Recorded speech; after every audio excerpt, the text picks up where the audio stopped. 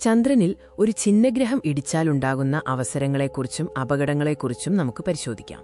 ഇത് ഒരു സവിശേഷമായ സംഭവമാണ്.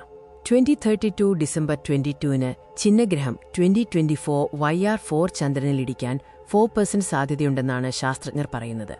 ഈ കൂട്ടിയിടിക്ക് അപകടസാധ്യതകളും ശാസ്ത്രീയമായ നേട്ടങ്ങളുമുണ്ട്. എന്തൊക്കെയാണെന്ന് നോക്കാം.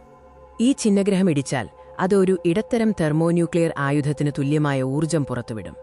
ഇത് 2013-ൽ ചന്ദ്രനിലുണ്ടായ വലിയ കൂട്ടിയിടിയേക്കാൾ 6 മടങ്ങ് കൂടുതൽ ശക്തിയുള്ളതായിരിക്കും. കൂട്ടിയിടി രാത്രിയിൽ നടക്കുന്നതിനാൽ ഇത് പസഫിക് മേഖലയിൽ നിന്ന് വ്യക്തമായി കാണാൻ സാധിക്കും. പാറകളും പ്ലാസ്മയും പുറത്തേക്ക് വരും. ഇതൊരു വിനാശകരമായ സംഭവമാണെങ്കിലും ശാസ്ത്രജ്ഞർക്ക് ഇതൊരു വലിയ അവസരമാണ് നൽകുന്നത്. ഇതൊരു ഹൈ എനർജി കൂട്ടിയിടി പഠിക്കാനുള്ള അതുല്യമായ അവസരമാണ്. ഇതുവരെ ലഭിക്കാത്ത ഡാറ്റകൾ ശേഖരിക്കാൻ സാധിക്കും. കൂളിംഗ് പ്രക്രിയ പഠിക്കാൻ ജെയിംസ് വെബ് ദൂരദർശിനി ഉപയോഗിക്കാം. ഏകദേശം 1 കിലോമീറ്റർ വീതിയുള്ള പുതിയൊരു ഗർത്തം രൂപപ്പെടും. ഈ കൂട്ടിയിടി ചന്ദ്രന്റെ ഉൾഭാഗത്തെക്കുറിച്ച് പഠിക്കാൻ ശാസ്ത്രജ്ഞരെ സഹായിക്കും. എങ്ങനെയെന്ന് നോക്കാം. ഈ കൂട്ടിയിടിയിൽ 5.0 തീവ്രതയുള്ള ആഗോള മൂൺക്വേക്ക് ഉണ്ടാകാൻ സാധ്യതയുണ്ട്.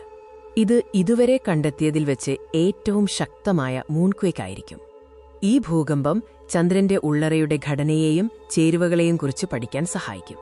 ഈ കൂട്ടിയിടിയിലൂടെ ഭൂമിയിൽ പതിക്കുന്ന അവശിഷ്ടങ്ങൾ ശാസ്ത്രജ്ഞർക്ക് സൗജന്യ ചന്ദ്രന്റെ സാമ്പിളുകൾ നൽകും. കൂട്ടിയിടിയിൽ നിന്ന് ഏകദേശം 400 കിലോഗ്രാം അവശിഷ്ടങ്ങൾ ഭൂമിയുടെ അന്തരീക്ഷത്തിൽ പ്രവേശിച്ച് പതിക്കാൻ സാധ്യതയുണ്ട്. ഇത് വലിയ തോതിലുള്ള ചന്ദ്രന്റെ സാമ്പിൾ ശേഖരണ ദൗത്യത്തിന് തുല്യമാകും. സാമ്പിളുകൾ കത്തിക്കരിഞ്ഞാലും പഠനത്തിന് ഉപയോഗിക്കാം.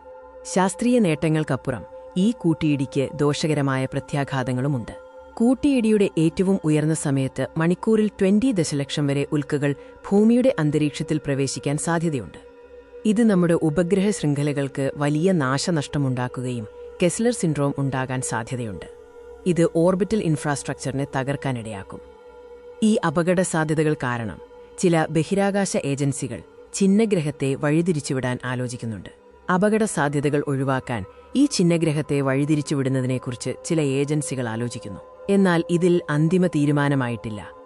ശാസ്ത്രീയ നേട്ടങ്ങൾ വേണ്ടെന്നുവെച്ച് സുരക്ഷ തിരഞ്ഞെടുക്കേണ്ട ഒരു നിർണായക തീരുമാനമാണിത്. മനുഷ്യരാശിയുടെ സുരക്ഷയ്ക്ക് മുൻഗണന നൽകേണ്ടതുണ്ട്. കൂട്ടിയിടിയുടെ സാധ്യതകൾ വർദ്ധിച്ചാൽ ഈ ഛിന്നഗ്രഹത്തെ വഴിതിരിച്ചുവിടണോ വേണ്ടയോ എന്നതിനെക്കുറിച്ച് മനുഷ്യരാശിക്ക് ഉടൻ തീരുമാനമെടുക്കേണ്ടിവരും.